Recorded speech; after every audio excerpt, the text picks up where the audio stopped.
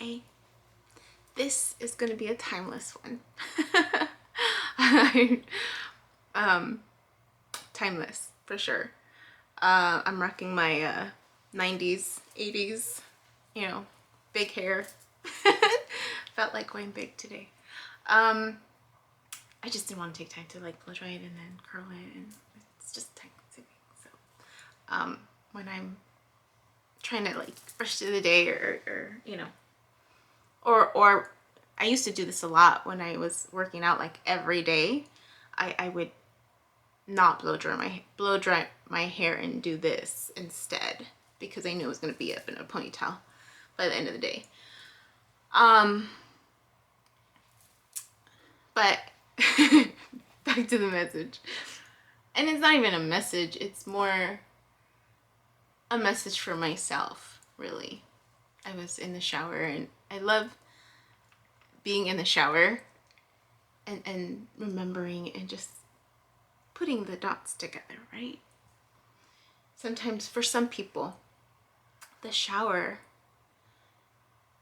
is the only time you get, if that, because I know for moms it's a little different. Sometimes your kids are like banging on the door, or they're sitting with you, right? If you're a stay-at-home mom. Now it looks probably a little bit different with COVID, but I remember my sister-in-law telling me how even her showers were impacted when she had the toddlers, when they were still toddling around, like, and that fear too. I remember when I would babysit them, there was this fear of like, can't leave them alone, right? But I'm stinky, I need to shower. So showering with the door open, or keeping them there with you so that you can keep an eye on them while you're like trying to like get every task done, right? Every whole clean. But I anyways, I thought, and then there's other people that it's just busy, and everyone's always trying to get something from them, right? And even if they don't have toddlers in the home, it's still like mom, dad, right? And it's just so, I even remember having TED Talks with someone, which was nice. But there's something about the water. There's something about the relaxation of it. There's something about what water does, right? To relax you, to this free flowing, if it's a shower, if it's a bath, whatever it may be for you, it's a moment, right, where you're vulnerable, right? Physically vulnerable, right? You're naked. And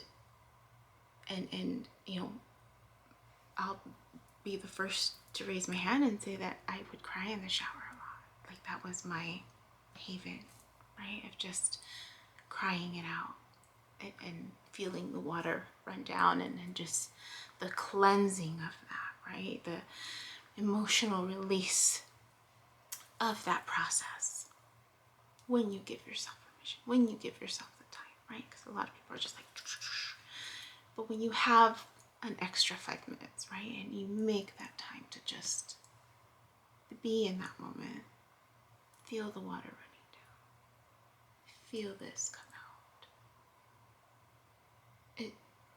I wonder for how many of us the shower or the bath is that moment of like true heart and mind alignment, right?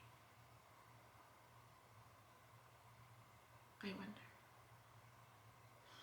That was so not what I was going to go and talk about, but it came out. So where this was going, I was in that moment of reflection in the shower of, what was I thinking about? It was about just, the recent interaction the interactions that I've been having these past couple of days, brief interactions, mind you, because, I'm not physically engaging with anybody. It's all through, text. But it's still a connection, right? And the messages that came across were meaningful. You know, someone reached out and wanted to check in, and she missed me at work and the support that it would provide, and just how different it feels, you know, for her. And so that made me feel good, you know, to know that I had that impact on someone. And she, you know, gave me a little nugget that I'm following up on to see if it's a good fit for me. You know, it's the end of February or mid-February. March is around the corner. I don't know why I'm getting emotional.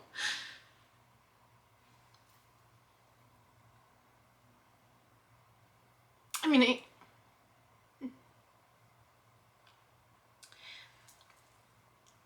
I still don't have anything lined up.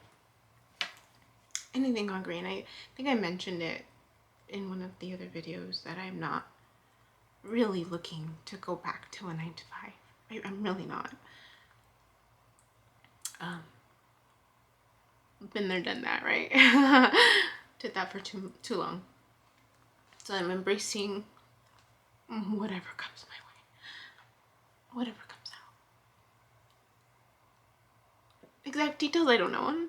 I'm okay. I mean, there's still a little insecurity in that process, but in the bigger scheme of things, like, I feel more secure about it than not.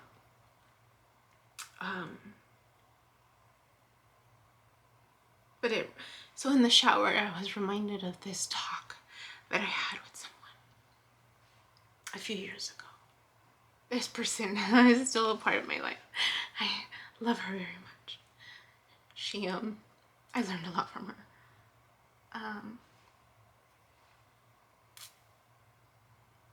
But she always, every few years, would ask me, what's your 5-year plan? What's your 5-year plan?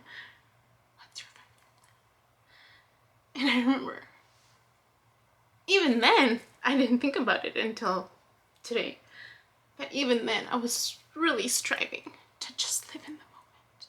To just try to be present in the moment. To not plan. Because I'd been planning for the future my whole life. And so I remember my response to her every time. I'm like, I'm just trying to live in the moment. I'm just trying to be present. So I don't really have a 5-year plan. I was just, you know, as opportunities came up, I would take them. But I wasn't seeking anything at that point in time. And I was still stressed. I remember still being stressed. And then she says something about, well, if you could earn the Nobel Prize for something, what would it be? And I remember thinking about that question and saying, I don't know if I would want to be the person to win a Nobel Prize. And I told her,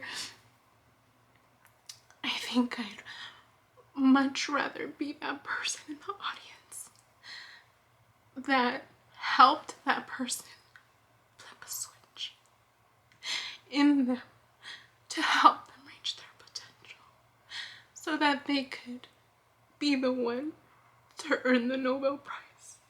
And I remember getting emotional about that, and I remember thinking, that's who I want to be. That's who I want to be. That person that helps that other person reach their potential.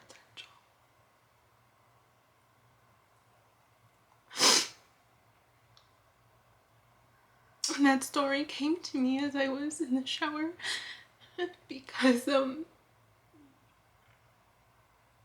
person reached out to me right before, and she said she wanted to talk to me and connect. And she said, I really want to start putting something together that aligns with my soul. And I thought that was beautiful. And then it made me think of another connection I had yesterday with someone else who said she was inspired by me to take action in her own life.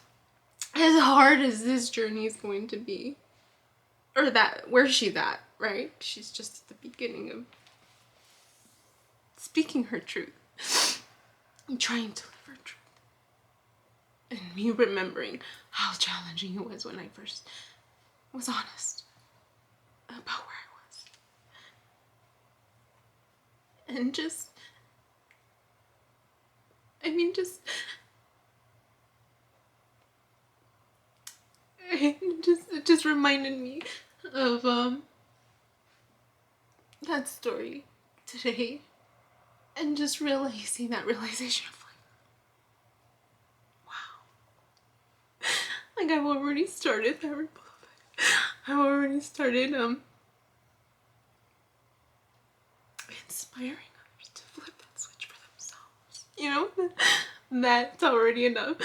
For me, it's overwhelming to have that realization and see it unfold in that way. And it's,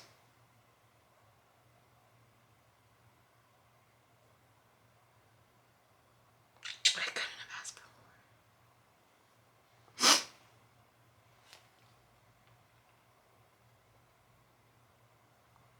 You know, it's one of those moments where if the world, if God were to say your time's done, I would be fulfilled. I would be fulfilled to know that I did my best. That I did my best. That I jumped at chances. Even though I got my heart broken that I gave things my all, you know? And tried to look at those opportunities and not let them pass me by. I'm grateful. I'm grateful for these people who are reaching out.